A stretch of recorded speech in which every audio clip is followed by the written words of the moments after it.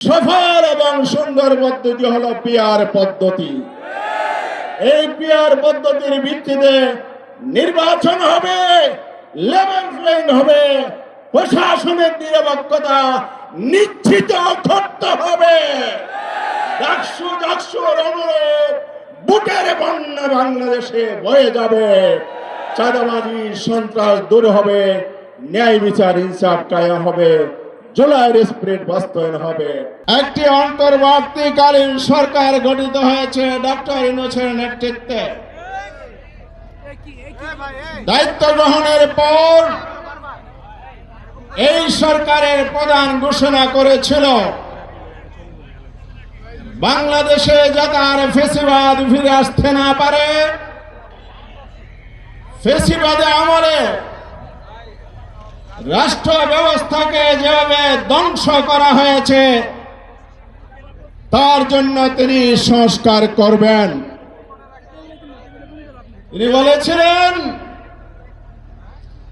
জুলাই অভ্যুত্থানের গণহত্যা সহ দুর্নীতিবাজদের বিচার করবেন। তিনি বলেছিলেন ইতিহাসের একটি সেরা নির্বাচন জাতিকে উপহার দিবেন এবং এটাও বলেছিলেন নির্বাচনকে সুষ্ঠু করার জন্য, শান্তিপূর্ণ উৎসবমুখর করার জন্য মৌলিক সংস্কার করবেন। সংস্কারের জন্য তিনি কমিশন গঠন করেছিলেন। প্রথমে 11টি, তারপরে 6টি কমিশনের সমন্বয়ে জাতীয় ঐক্যমত্য কমিশন করেছিলেন, যার সভাপতি তিনি নিজে। জাতি আশা করেছিল অর্থবহ সংস্কার হবে। জামাত ইসলামী দাবি করেছিল সরকার তার প্রতিশ্রুতি বাস্তবায়ন করবে, সংস্কার করে সুষ্ঠু নির্বাচনের ব্যবস্থা করবে। কমিশন 3 পর্বের আলোচনায় মিলিত হয়েছে। 84টি বিষয়ে ঐক্যমত হয়েছে,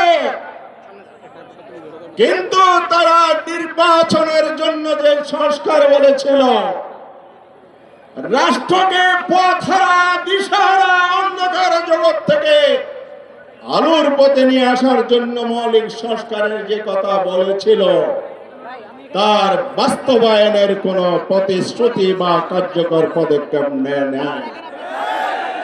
জামাত ইসলামী বারবার দাবি করেছে কানুনি সংস্কারের কোন মূল্য নাই যদি আইনি ভিত্তি দেওয়া না হয়। এই জন্য আমরা ঐক্যমত্য কমিশনে গতকাল পর্যন্ত জোরালো দাবি করেছে ফেব্রুয়ারিতে নির্বাচন হতে হবে। তার আগে এই জাতীয় সনদ সংস্কারের আইনি ভিত্তি দিয়ে বাস্তবায়ন করতে হবে। তা যদি না হয়, আপনারা যদি কার্যকর ব্যবস্থা না করেন, রাজপথে জনগণ নেমেছে, দাবি আদায় না করে রাজপথ থেকে ঘরে ফিরবে না। আসুন জাতীয় সনদের ভিত্তিতে নির্বাচন, ফেব্রুয়ারিতে নির্বাচন, আর ত্রুটিপূর্ণ প্রচলিত নির্বাচন পরিহার করে এই পদ্ধতি